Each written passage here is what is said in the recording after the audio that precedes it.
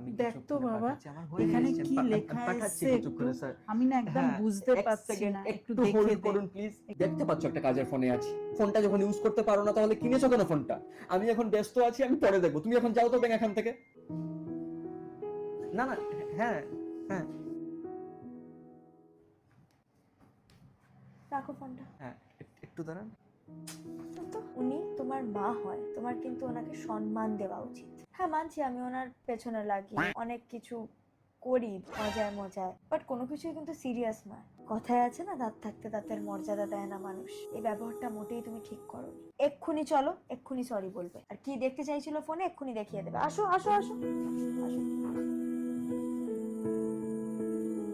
ছেলেটা আমার ভালো, শুধু বৌমার মনটা কালো। বিশ্বাস কর, আমার ছেলেটা খুব সাদা সিধা, ওই ঢেমনি মেয়ে ছেলেটা আমার ছেলেটাকে নষ্ট করে দিল। আরে হ্যাঁ রে, আমার বৌমাই তো কুমন্ত্রগুলো আমার বাবুর কানে ঢালে।